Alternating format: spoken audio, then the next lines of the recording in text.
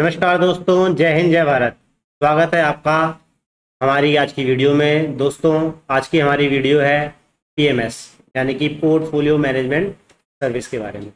दोस्तों, वीडियो के अंत में हम अपनी रिकमेंडेशन देंगे कि किन लोगों को पीएमएस सर्विस लेनी चाहिए। तो दोस्तों, शुरू करते हैं आज की video.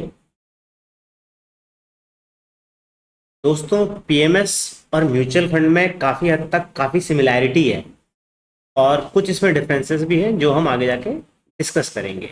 Mutual fund versus PMS.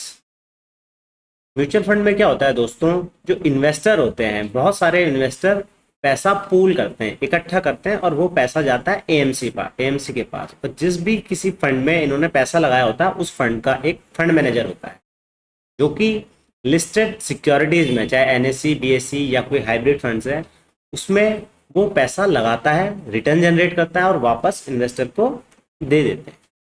अभी पीएमएस में क्या होता है दोस्तों, पोर्टफोलियो मैनेजर होता है।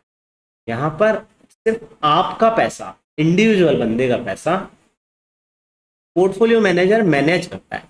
तो इसके पास काफ़ी फ्रीडम होती है, क्योंकि म्यूचुअल फंड में सेबी की गाइडलाइन से काफ़ी हद तक उसमें रिस्ट्रिक्शंस होती हैं कि आप सारे पैसे का 10% से ज़्यादा होल्डिंग नहीं ले सकते, और कई सारे रेगुलेशंस होते हैं। और म्यूचुअल फंड में कोई भी स्टॉक अगर वो लेते हैं तो कम से कम उनका नज़रिया 1 साल 1.5 साल से ऊपर का नज़रिया होता है। यहाँ पर चंकिंग बड़ी फास्ट होती है पीएमएस में, बहुत जल्दी जल्दी जो जैसे ही रिटर्न जनरेट होते हैं, जैसे कि हम खुद से एक इंडिविजुअल अपना पोर्टफोलियो मैनेज करता है, प्रॉफिट बुक करता है, वैसे ही यहाँ पर पोर्टफोलियो मैनेजर प्रॉफिट बुक करता है और अच्छे रिटर्न जनरेट करके देता है।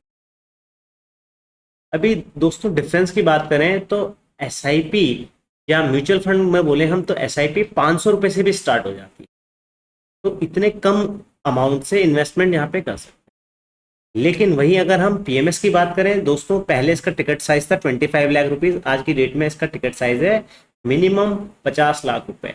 सेबी ने पिछले 2-3 सालों से इसका अमाउंट बढ़ा दिया है और आप 50 लाख से नीचे इसमें अमाउंट नहीं डाल सकते।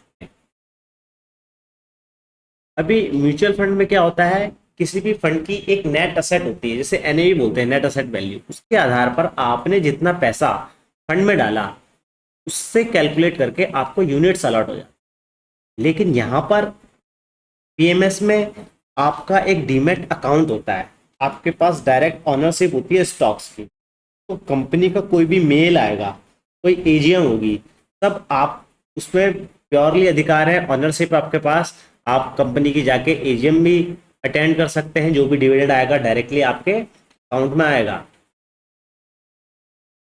अभी पीएमएस 2 प्रकार का होता है, डिस्क्रेशनरी, नॉन डिस्क्रेशनरी।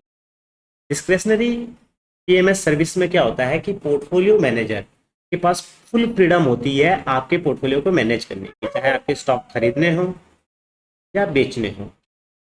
यहाँ पर उसे आपकी परमिशन लेने की आवश्यकता नहीं होती। ये डिस्क्रेशनरी पीएमएस बहुत पॉपुलर है इंडिया में और यही पीएमएस यहाँ पे चलते हैं। वहीं नॉन डिस्क्रेशनरी पीएमएस में पोर्टफोलियो मैनेजर आपसे पहले परमिशन लेता है कि मैंने ये स्टॉक खरीदना है, ये स्टॉक बेचना है। पीएमएस में पोर्टफोलियो मैनेजर क्या करता है कि आपको परफॉर्मेंस रिपोर्ट देता है कि जो भी उसने परफॉर्मेंस करी है उसकी एक रिपोर्ट जनरेट होती है और वो परफॉर्मेंस रिपोर्ट आपको मिलती है। उसके अलावा आप खुद से भी जाके आपको डीमैट अकाउंट का आईडी और पासवर्ड मिल जाता है, जिससे कि आप अपने अकाउंट में क्या एक्टिविटी हो रही है आप चेक कर सकते हैं। जो भी मेल आएंगे, जो भी कॉन्ट्रैक्ट नोट आएगा, वो आपके मेल पे आएगा। तो दोस्तों, ये थी आज की वीडियो। लेकिन जैसा कि हमने बताया था कि अंत में हम अपनी रिकमेंडेशन देंगे कि किसी ये पीएमएस सर्विस ले। दोस्तों, अगर किसी के पास एक अच्छा अमाउंट है, 50 लाख से ऊपर वो इन्वेस्ट कर सकता है और म्यूचुअल फंड से वो ज़्यादा रिटर्न जनरेट करना चाहता है, वो भी बिना किसी सरदर्दी के, तो उसे पीएमएस सर्विस के साथ जाना। और स्टार्टिंग में भी आप पीएमएस सर्विस के साथ जा सकते हैं दोस्तों, क्योंकि अगर कोई नया इन्वेस्टर खुद से इन्वेस्ट करने जाएगा तो उससे इतने रिटर्न जनरेट करना वो एक्सपेक्ट नहीं कर सकता। और यहाँ पर आपको 3-4% का भी रिटर्न अगर जनरेट होता है, एक्स्ट्रा रिटर्न जनरेट होता है म्यूचुअल फंड के कंपैरिजन में, और इसकी कंपाउंडिंग होती है और बहुत लंबे समय तक आप इसे होल्ड करते हो, तो ये एक बहुत लंबा डिफरेंस क्रिएट हो जाएगा। और आप मैं इस बात को कह सकता हूं कि अगर आप खुद से अपना पोर्टफोलियो मैनेज या खुद से आप स्टॉक खरीदोगे बेचोगे तो आपको वो रिटर्न्स जनरेट नहीं होंगे। तो दोस्तों ये थी आज की वीडियो। इससे संबंधित आपका कोई भी सवाल है तो आप हमें मेल कर सकते हैं या आप कमेंट के द्वारा भी हमसे पूछ सकते हैं। अगर किसी को इसमें इन्वेस्टमेंट करना है तो नीचे दिए गए नंबर पे हमसे कांटेक्ट कर सकते हैं।